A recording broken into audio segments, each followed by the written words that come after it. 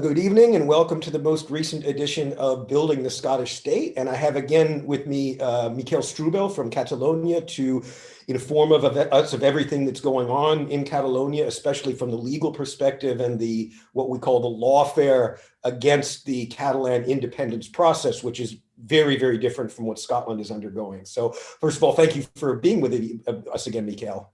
And thank you for inviting me once again. Great.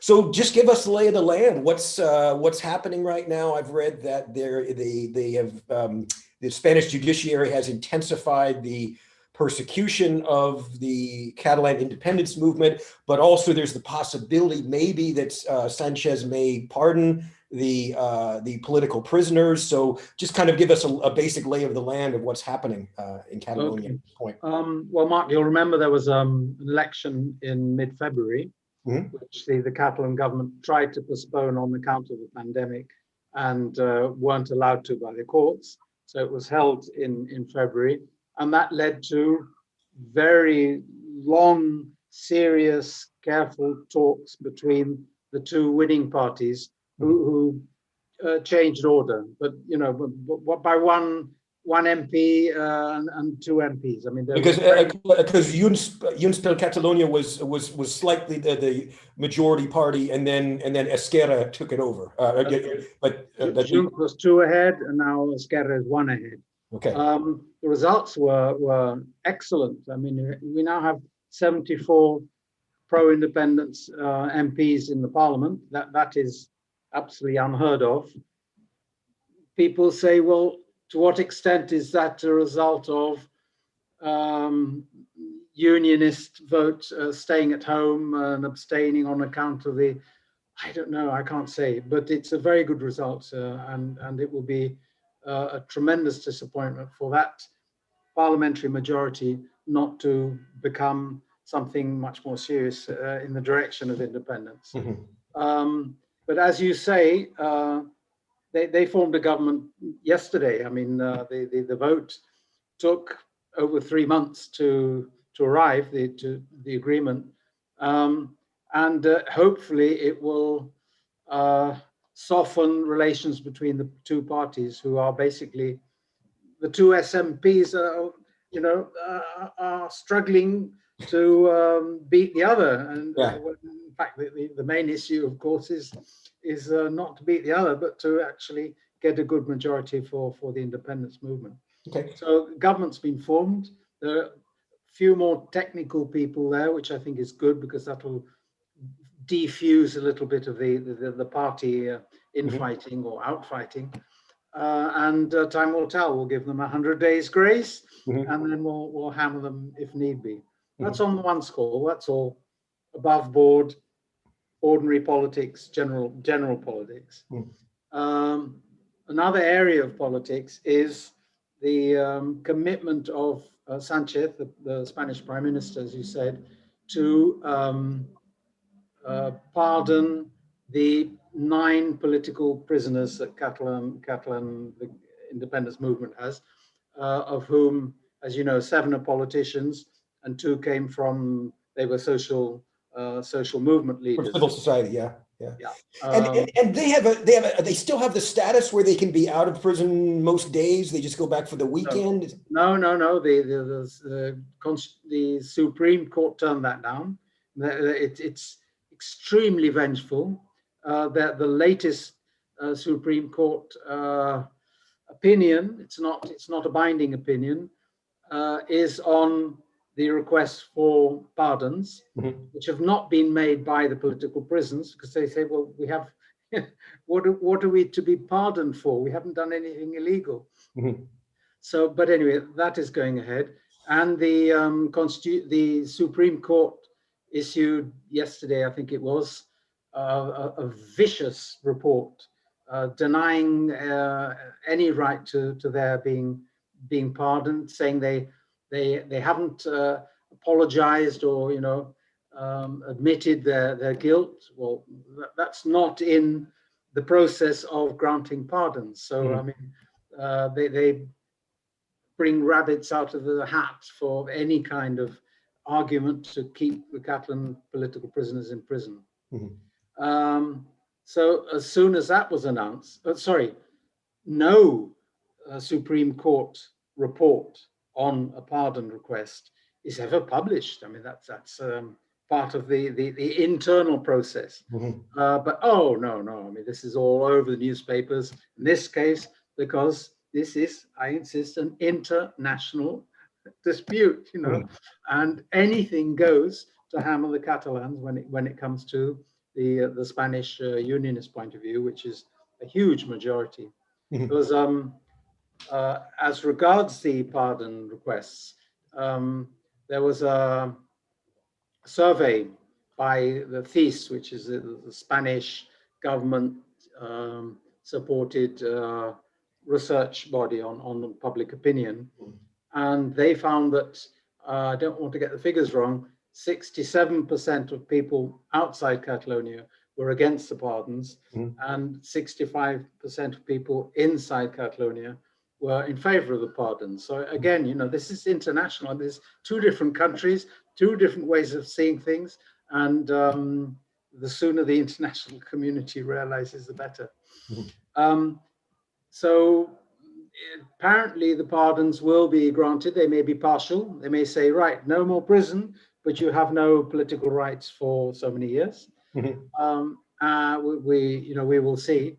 But there's a tremendous storm, a perfect storm on the left and the right against these pardons being granted. I mean, everyone's up in arms, not weapons, fortunately. But the atmosphere, if you look at the Spanish media, is really oppressive. Yeah, and tell us a little bit about Per Aragonés, the new president. From what I sort of gathered that he apparently gets along quite well with Sanchez. That's sort of what I picked up from some of the media. But do you think he has any better possibility? I think he said he wanted to have a referendum, you know, within the next couple of years, you know, with as Scotland did in 2014. Has he got a different approach to Torra, or how do you see him working out, or, you know, over the long term? And also, crucially, what is he engaged to do in terms of the governing agreement? Well, as far as Sanchez and the socialists are concerned, they only managed to get into power again thanks to the votes of Per Aragonés's party. Yeah. So let's say there's a debt there to be paid. Spain is not very good at meeting its commitments or you know, putting into effect its promises. So time will tell. One of the aspects that was on the table and was probably part of this not totally public agreement was that there would be an amnesty or a pardon of some sort.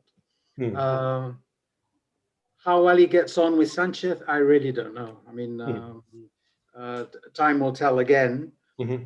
Sanchez is an extremely astute and ambitious man, but I think Per Aragonés is as well. So that might either bring a clash, or two people manage to see eye to eye because they both see politics in the same way. Again, I think it's too early to say right now. Okay. In terms of the Catalan government agreement, which is a three-party agreement, because with the coup as well. And they're 9 MPs. They've improved. They were 4 before, I think. 4, but I think they were 11 in 2015, something like that. Right. Yeah. So that I think they were 10. I think they were 10 in 2015. If my memory serves me. If your memory is definitely better than mine, because I don't have one, you know. So the coup, Esquerra chose to reach an agreement with CUP, which is a very simple 4-point agreement on social measures, but also on the independence process. And they said they would give him support for 2 years and then call him to account in the parliament. So, you know, there will be, in 2 years' time, there will be a serious debate where the government might collapse or might not collapse. Time will tell. Anyway, the CUP are outside the government. They're, as you know, they're a very radical party. Some of their ideas are simply not feasible in a Western democracy with a more or less liberal form of government. But again, time will tell. Time will tell. Yeah. And the Pere Aragonès played around with the Comuns, who are not pro-independence. Are they rabidly anti-independence or more? No, I think they're fairly split. So it's an issue they don't want to look into in any detail. Okay, they're pro sort of self-determination, but then it turns out that means personal self-determination, and that's not what we're talking about. So the Esquerra, Pere Aragonès' party, played around with negotiations with them. They finally collapsed, and right at the last minute, the culmination of the long negotiations with Junts per Si occurred.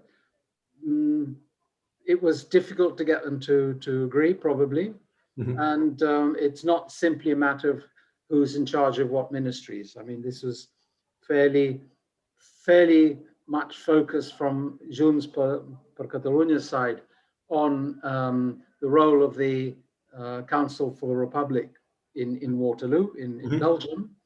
And Puigdemont is still there, right? I saw that, what is it, Morocco offered him asylum or something like that, and I think that was probably El Mundo Today, which is a satirical magazine that often says things which are feasible, and they become viral. You know? Okay, well, he's still there. Okay, he's still in Waterloo. He's an MEP. Yeah, and didn't they have the immunity lifted on the?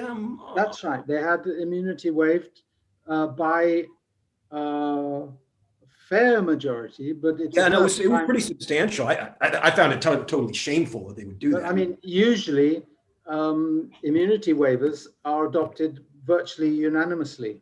So in this particular case, there was a big division within the parliament, and that's fuel to stoke the Catalan position before the European Court of Justice.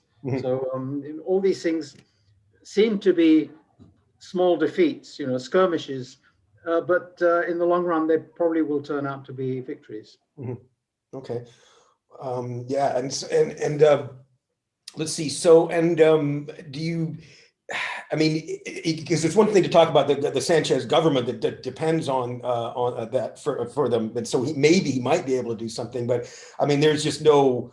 I mean, the judiciary is just not subsiding at all in their persecution. Pretty clear that the pardon, if it's granted, will be taken to the Supreme Court. Fortunately, not the same chamber. I mean, that would be absolutely absurd. To an administrative chamber. But I mean, this is Spain, I mean, there's no question that pardon would be ruled illegal in some form or another. No. Okay. And I mean, another issue was that Sanchez will promise a referendum, but it won't be a referendum on independence. It'll be a referendum on a new statute of autonomy. Well, as you said before, in 2010, the Statute of Autonomy was torn to shreds by the Constitutional Court. So, what's a referendum for? They're pretty useless in Spain unless they're to condemn Catalan independence leaders. Yeah. Question from Bob. Do you think Scotland could be treated like Catalonia? I'll give my answer. It's just not the same. I think in Spain, you have to understand the role of the judiciary and the hostility of the Spanish towards the Catalans. It's very different from the English-Scottish relationship. I mean, English-Scots, they take the piss out of each other, but I think they generally get along. Yeah. But it's very different from between Spain and Catalonia, and there's a lot of things, cultural, linguistic differences, obviously, that fuel that, and kind of triumphalist, sentiment of the Spanish, which can kind of be compared to the Orange Order over the Catholics, in that kind of sectarian thing. I think there's some similarities there, but it from a legal point of view, in Scotland, I think the worst it would get is that the constitutional, the Supreme Court would overturn the right of Scotland to hold a legally binding referendum. That's probably as bad as it would get, and then we'll see what happens. But it is nothing. It would be like, the courts in Scotland overturning back virtually every law that the Scottish Parliament passes, or the Scottish, Westminster jailing, Scottish Nicola Sturgeon, and it's just not comparable. Again, I don't see it going beyond, maybe denying a referendum or the right to hold a legally binding referendum, but I can't see it going physical force in that way. But are you basically in agreement with that? Totally. I think Catalans were extremely shocked at the reaction of King Philip on October the 3rd, when he came onto the screen to make an announcement. He thought, well, at long last, he's going to play his role as an arbiter, someone, a mediator, someone looking for political solutions. He said, no, the police are there and the judges will be there. So, I think he lost virtually all of his support in Catalonia on the non-unionist side. I'm making that fairly general. Why did I write a book about lying for unity, on disinformation being used by Spain and the media to influence public opinion, to influence international opinion, to get the diplomatic circles on their side? Why did I write that book? Because most of what I say in it is unbelievable, So it's very well documented, so that people who are skeptical about my objectivity, I say, right, I'm in favor of independence, but I'm going to try and explain what Spain has been doing. Yeah. And it's basically because a Briton or a Scotsman really has no inkling of what Spain is capable of doing. It did it in 1936, civil war lasting nearly 3 years and costing probably 500,000 lives to preserve the unity of Spain. You can't imagine that in Scotland. But it's not Scotland and Catalonia. It's United Kingdom and Spain. And I think their two approaches are very, very different. You may remember that the President Mas, well, must have been 2013, commissioned a group of experts, some of whom were not in favor of Catalan independence, to write a white paper. That's about 700 pages long. Part of it is translated into Catalonia. Was that the 14-member commission that wrote the? It was on national transition. Yes. I met Francina Esteve Garcia. I met her, and I've met 4 of the members of that. Well, in there, they very wisely present different scenarios, and they say, well, what if Spain agrees, and what if Spain doesn't agree? And they go through this, and if Spain doesn't agree, well, trade with Spain will be difficult for several years and so on. But no one in that book, in that white paper, envisaged the level of hostility and repression that has been going on. It's over 3,000 Catalans, either waiting trials or having to pay fines or whatever. It's, as I say, thank you for the question, but the case in Spain is very, very different. Yeah. Okay. And let's see. And so, what do you, I mean, are you completely pessimistic? I mean, of course, I know you're going to fight to your dying breath, you know, for Catalonia to be independent. But I mean, do you think there is a way that the Aragonese government can thread the needle, so to speak? And I think there's a general opinion that what the Catalan government has to do is manage the budget wisely, legislate in areas where legislation is needed urgently, but not to move, let's say, visibly towards independence, because it would just, you know, and everyone would end up in jail again. And that the international scenario is a far better bet for the future. In other words, once we start getting, well, we've already had court cases being turned down, or Clara Ponsatí, who's, I think, is now an MEP. She was working in Scotland. Well, her extradition case was dropped by Spain just in time, because she was about to win. And President Puigdemont, of course, won in Germany. And Germany, when he was arrested in Germany, all the Spanish press said, "Oh, wow, that's over. Germany is our best friend." Right, okay, but courts are courts, and you know, legality is legality. Again, Spain lost there, and Spain is facing a number of other challenges or decisions by European courts. So I think once we get enough evidence that the Catalan cause is a just cause, then the time will come for a declaration of independence, which isn't something the government does. It's obviously a parliamentary declaration, but the Supreme Court forgot that. If the Declaration of Independence in 2017 had anything to do with their verdict. Yeah.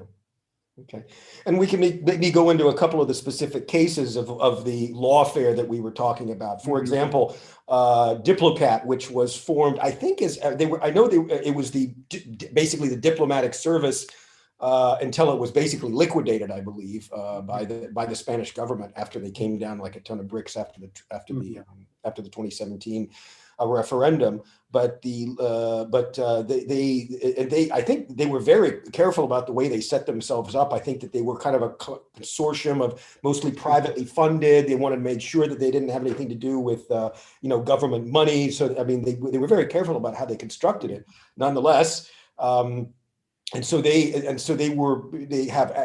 conducted outreach to different governments. They set up conferences on Catalan independence, and included people who were against independence as well. And held academic conferences. And now I remember watching the trial of the political prisoners and seeing Albert Royo, who I'd met years before, having to testify in front of those Spanish judges, and my stomach just churned. I mean, he's such a nice guy. He's such a, he worked in the European Commission, completely, competent, intelligent, delightful person. And then to see him up, in the dock, and that was just for testimony. But now he's being fined like, 4.5 million, 3.5 or 4.5 million euros, and he's undergoing trial and could be. I guess could be sent to jail. They said something about perjury as well for what the testimony he gave during the trial. I believe that you have Raul Romeva, who was already been convicted, but I think he's going to undergo a second trial, I think, if I'm not mistaken. And then you have Quim Torra, the former president, who put up banners prior to the election. They were quite independent of the election. Calling for the liberty of the political prisoners, and then he took that one down. I think I put up another one that had like a something over somebody's mouth, like about freedom of speech. He took that down, and he's already been inhabilitated for the first one, and now apparently he's going to be inhabilitated for the second one and fined some, I don't know, 20,000 or something euros. It's just. I mean, that just goes you know, they just ruin people. I mean, they just absolutely ruin people, you know. Yeah. That's what they're out to do. There's a very powerful micro-funding system to help people who've had to pay bail, huge amounts of money, bail before their trials, so they can stay out of prison until the trial, legal costs and so on. I think Catalans have paid 14 million euros for that in all, to help politicians and other people. So that gives you a kind of scale of the popular support for Catalan activists and politicians from the financial side. But it is an absolute scandal, absolute scandal. What the Supreme Court said in its judgment was that, you know, so-and-so is guilty of this and is guilty of misuse of public funds, but it's up to the auditor's tribunal, which is not a court of law, of course, to fix the amount that each person will have to pay. So let's say a large part of that, well, as regards the 9 or the 12 people that were tried, a large part of that is due to what I just said. Okay, and do you have any news on taking the case of the 12 prisoners to the European Court of Human Rights? I seem to have read at least a couple of months ago or so that there had finally been the last court action that allowed it to go on to the European Court of Human Rights. Are you aware of any action in that respect? I think I know that their cases are being put to the European Court of Human Rights. And it's absolutely notorious that the courts have stretched out the time they had to give their decisions, so that you know, each day is one more day in jail. You know, again, this vengeful approach to dealing with the political and social leaders is abhorrent to any believer in democracy. Yeah. And I was asking earlier about the status of the prisoners, because for a while they were able to get out like 5 days a week and go back. And has that been revoked now? Are they in all? Because I did see some pictures during the election of Jordi Sanchez talking to. I mean, has that now been revoked? Now they're in. There's several things there. Okay. They had what was called a second degree level of imprisonment, which allows them to leave, I think it's 19 days in every year, something like that, to leave the prison. So that was the second phase. The Catalan prison authorities said there was no reason why they shouldn't have a third degree imprisonment, which is, as you say, basically going back to sleep in the prison, but having the weekend off and being able to work outside and so on. That's a third degree, and that has been revoked twice by the Supreme Court, that had never done that before in any other case. I mean, they sort of self-attributed the right to decide on these leaves because they're the Catalan prisoners in political prisoners. But there are no political prisoners in Spain. But if you say they are, then you lose your post as president of Catalonia. You know. Yeah. Again, another absurdity. Yeah. Okay.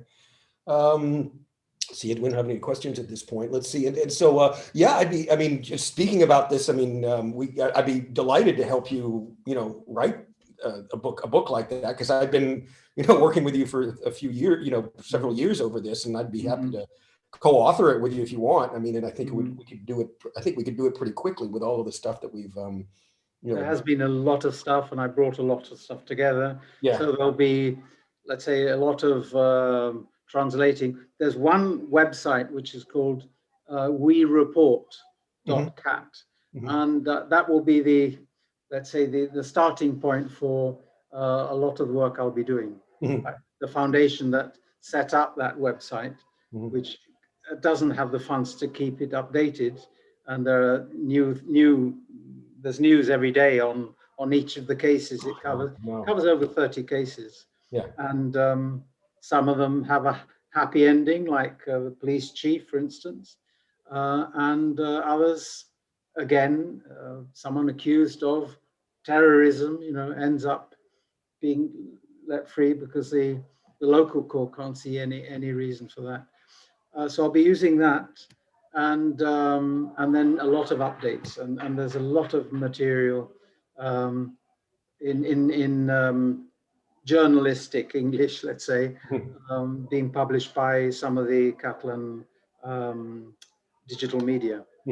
Yeah, and let's see, and also I believe that the immunity, the lifting of the immunity, they're taking that to the European Court of Justice, I think. So you have both have you have the European Court of Human Rights, and they're bringing one case there, and then I think they'll be challenging the immunity in the European Court of Justice as well. So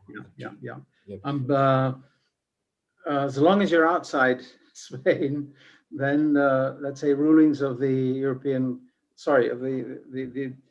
European Union Court of Justice are valid throughout Europe.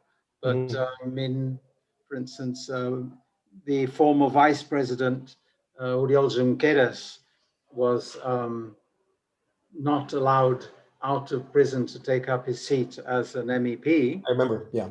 Having stood as an MEP, I mean, they let him,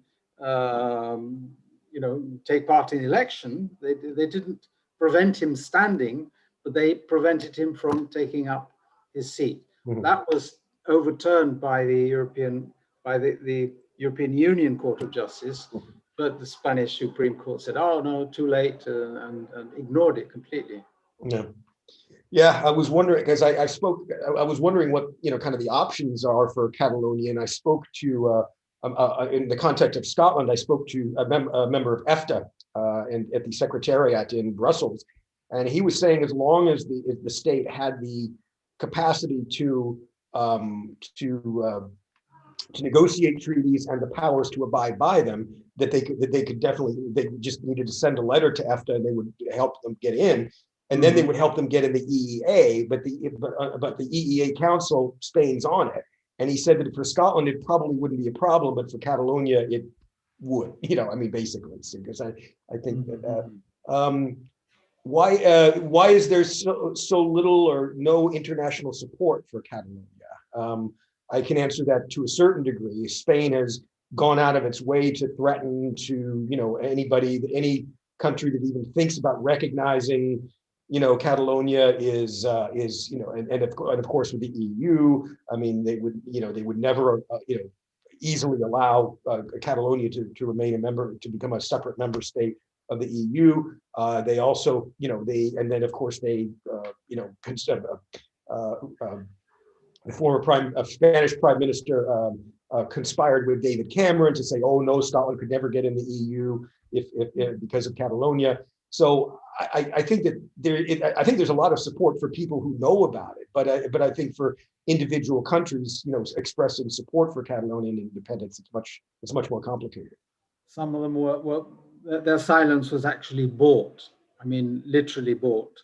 And the Spanish foreign minister of the day said, you just can't imagine how much this has cost us. So let's say the original sentiment of respect for the right of self-determination has been removed from the discourse of virtually all countries. You're quite right. But it's also the interesting dynamic to see how the Catalan case is costing the EU as well, especially with the wonderful foreign minister of the EU, Borrell, who I remember when he got nominated, when he got appointed, he say, and the EU deserves everything they get. and apparently he was visiting Moscow, and he was bringing up the Navalny case. I don't know anything about that, but about it, repression of dissidents, and he slammed Catalonia right back in his face. And how is the EU? I mean, I don't know when that really becomes a problem. I think it is already. But I mean, if the EU is, going around lecturing, other countries on how they should abide by human rights, it's like, well, look at Spain, look at Catalonia. I mean, and that becomes, I don't know how much of a problem that's going to become in the future, but it's something that I think could grow and could maybe put pressure on to find some kind of solution. But I would hope so. I think a lot of people feel that Borrell was put forward for that post in order to make sure that the Catalan case was never discussed by the European Commission, for instance. I am not in a position to say whether there's any foundation for that. But I'd say if it's not true, well, at least it sounds reasonable. Yeah. Especially given his own very unionist outlook on Catalonia. He's a Catalan, but his career has been completely outside Catalonia. Again, we're speaking of Josep Borrell, who was the foreign minister under the former conservative government, and then he was appointed to be the foreign minister, such as it is, in the European Union. Well, he's a socialist, so in fact, he wasn't under the socialist government, under the conservative, but under the socialist. Anyway, yes, he was a foreign minister, and I think, again, devoting most of his time to try and thwart Catalan's claim to nationhood. And using extremely toxic rhetoric. I remember seeing some speeches he made where he talked about it being it's Catalans being an infection or something of the words of that nature. I mean, really just horrifically racist, rhetoric. And this isn't a foreign minister who's supposed to, speak diplomatically, but not for the Catalans, apparently. No, there are several statements made about the Catalan independence movement, which underline the fact that it's not understood. And the average Spaniard does not know why Catalonia wants to become independent. He or she thinks they know, but that's all, the propaganda that they've been fed through the media. But your reference to the 2010 Constitutional Court ruling, which quashed part of the Statute of Autonomy, the regional constitution. Well, that for me very clearly is the starting point of this phase of the independence movement, which has existed, for well over 100 years. Well, I've read any number of articles which just ignore that completely. They just don't realize what sparked off, what ignited the current move towards independence. And that is serious. In your view, if they hadn't overturned so much of the 2010, in 2010, the Statute of Autonomy, we wouldn't be where we are. Well, they shouldn't have touched a comma of a text which has been through two chambers, Catalan Parliament, and been ratified by a referendum of the people. I mean, what are referendums for, So that forced Spain to change the legislation and allow a draft Statute of Autonomy to be sent to the Constitutional Court for let's say, confirmation. And then when it is put to a vote, then it cannot be challenged further on. Well, that didn't exist in 2010, and quite a few other elements of legislation didn't exist, let's say, 15 years ago, and have been brought in to try and curb the Basque democratic claims for greater self-government even, and for the issue of what is a rebellion and what is sedition. In 20th century, no one in a uniform. What does sedition mean? Unfortunately, courts in several European countries have said, this couldn't go it couldn't be judged here because there's no legal article to be applied for a particular case, such as the Catalan case. And what were the main ways in which the 2006 statute was undermined in 2010? I know the most incendiary one was denying that Catalans were a nation in any legally binding sense. I remember that was. But what were some of the other things that were undermined that led to the sedition and rebellion? Yeah. Well, I think a lot of things were reinterpreted by the Constitutional Court in the sense that so long as this is interpreted in such and such a way, which was probably not the intention of the legislator and certainly not the intention of people who supported it in a referendum. A number of those, one affecting the Catalan language, for instance, is article yet again saying Catalan is Catalonia's own language. I mean, who's going to doubt that? Well, they said own language means that, well, it's spoken. They diluted that, even that, which had been in legislation since 1979. So it's a very regressive constitutional court Spain has right now. And then, so that was language was hit partly. The claim that Catalonia would have greater control over the judiciary also was dropped. But they said, because this needs a special Spanish law to be adopted. And we said, well, the Statute of Autonomy is a Spanish organic law. I mean, you don't even know first year law, you idiots. So they got that. And then again, funding, public finance of Catalan authorities was also cut back.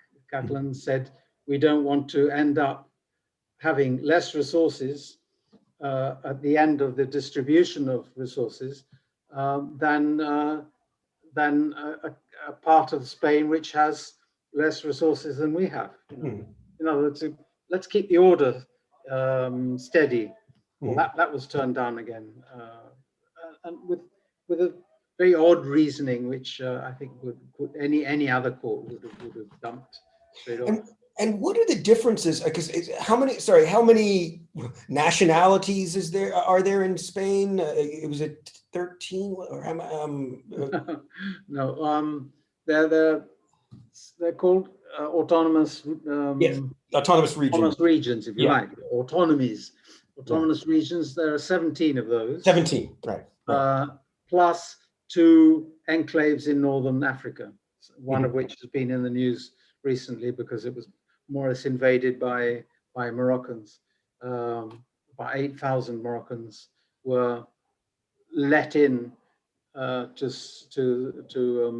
the enclave by the Moroccan police just opening the gates. So there's 17, of which Catalonia constitutionally is recognized as a nationality. Okay. A nationality being a nation without a state. I mean, that's all it means. And the Basque country also is regarded as a nationality. And do all of the 17 have their own statutes of autonomy? Every single one has a statute of autonomy. Even and each one's different. And each one's different. A lot of them are fairly similar because you can't be all that imaginative. Particularly because there are laws. Well, the Constitution itself limits or establishes the upper limit to the powers that any particular autonomous region can have. So, but there are other things like running the prisons. Well, Catalonia runs the prisons, but it's not in the law. It was a specific law transferring responsibility for running the prisons from central government to Catalan government, which they probably regret now. But anyway, that's the way things are. Those, I think, were I think Andalusia reformed its statute of autonomy and claimed to be a nationality.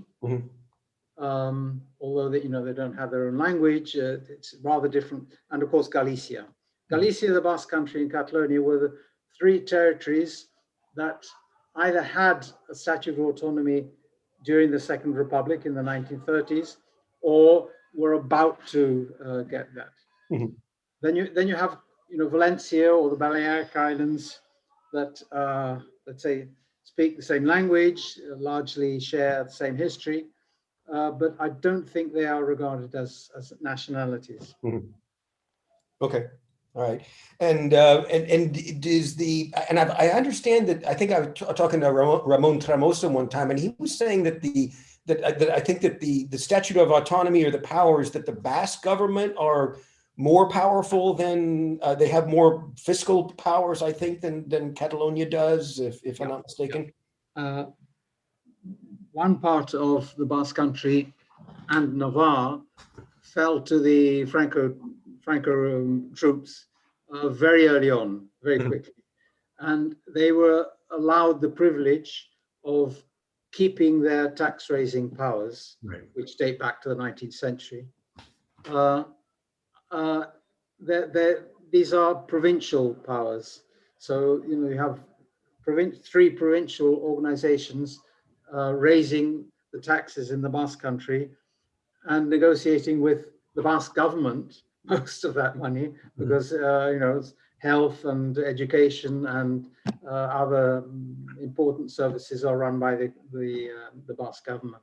Mm-hmm. So it's basically they have powers to raise their own taxes, or raise the taxes that are mandated by central government or the central parliament, and don't have to send them to Madrid to be returned afterwards, which is what happens in the whole of the rest of Spain. Mm-hmm. And of course, Spain uses this to cripple Catalonia financially. A disastrously high proportion of its budget just goes to paying credits, debts. Yeah. Whereas the Basques, you just have to go to the Basque Country. You can see the wealth they are generating is staying there mostly. Yeah. There's an agreement between the Basque Country and the Spanish government saying every year the Basque authorities will pay so much money for the army, diplomatic service, general services, let's say. But I don't think they pay anything for what they call interregional solidarity.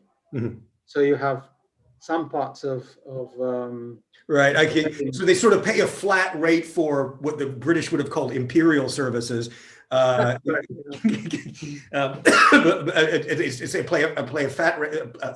pay a flat rate rather than sending in their tax receipts and then getting sent back a invariably smaller portion of that. Okay. Yeah. This was obviously a boob on the part of the people who negotiated the very first Statute of Autonomy, because, well, they were just ingenuous and thought that it really didn't matter where the money came or went, it would end up in the same proportion in Catalonia as it does in Spain. And that's certainly not true at all. Yeah, and just to sort of begin to wrap things up, do you see any possibility of the Spanish government offering any? I mean, whether it be a revised Statute of Autonomy or a different settlement. I mean, do you see any possibility of that, or? Quite, in one word, no. No. Yeah. Because the deep state is very deep in Spain. Yeah. Governments aren't the people who run the country in the end, and governments can be kicked out by pressure on the media to demonize them, if you like. So I don't think any Spanish government has sufficient power to offer anything substantial to the Catalans. I mean, the hysteria over partial pardons you just simply cannot imagine right now. So anything substantial will receive an onslaught through the media and through public opinion, and all more so because there's now a neo-fascist or neo-Nazi party in most of the parliaments, and when they like, they can be very vociferous and very populist as well. Yeah, I wanted to bring up because we were speaking about it before we began, but about a little bit about the débat constituant that they have just begun, which is, as I can tell, I've just looked at it and I got very excited about it in applying it to Scotland, and hopefully we'll talk about my group in my Saturday group. Talk about it a little bit more about it, but it's basically a list of it's a big survey that they're putting out, I think, to anybody who's of a certain age who wants to participate in Catalonia about what kind of state they want. And they ask things about, abortion, about the judiciary, about the basic rights. I mean, it's really comprehensive. I haven't read through all of it, but I'm really, really impressed at how detailed it is. And I don't know what will become of it and what could actually be enacted, but I see that despite all of the judicial repression that Catalonia has endured, we still have these, little shoots of democracy where people are, getting together and, talking about what, Catalonia could become, which Scotland is not doing yet. So I hope we could change that. But and what are your basic reflections on the project, and what do you think it might be able to accomplish? Yeah. I think the basic tenet is that independence is not an objective. It's a means to change things.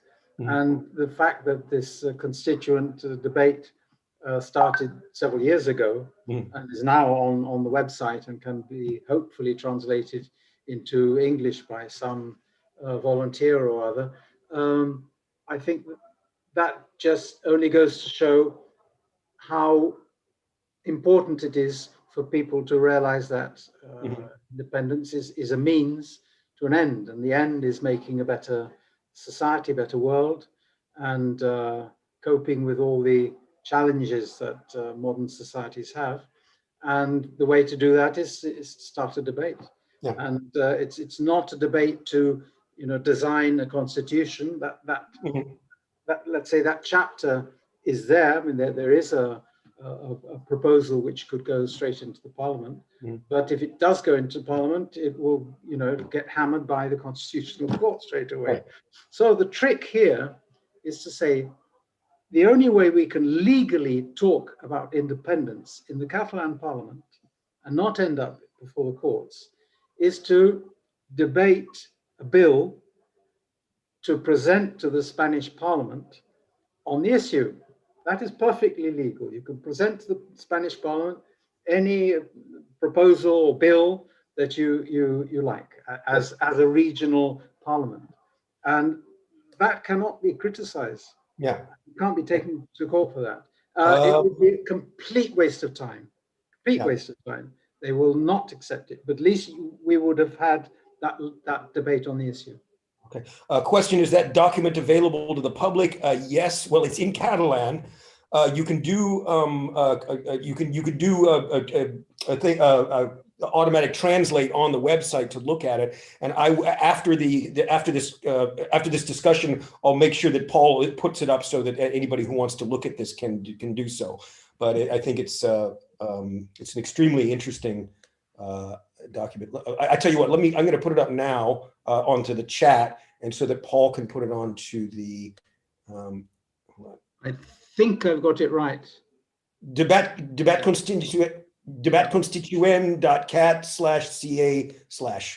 Well, you don't have to bother about the slashes. They'll be added for free. Exactly. So if anyone needs help with the Catalan, just get in touch with me. Okay. Okay. Anything else you want to say before we have our after diffusion chat? Well, no. Anything I may say now could be used in court against me. So We'll take the fifth. Okay. All right. Okay. I thank you very much for thinking that I have something to offer. You do. You always do. My pleasure. Okay. Good. So stay on for a bit, and okay. Good night, everybody, and thanks for watching.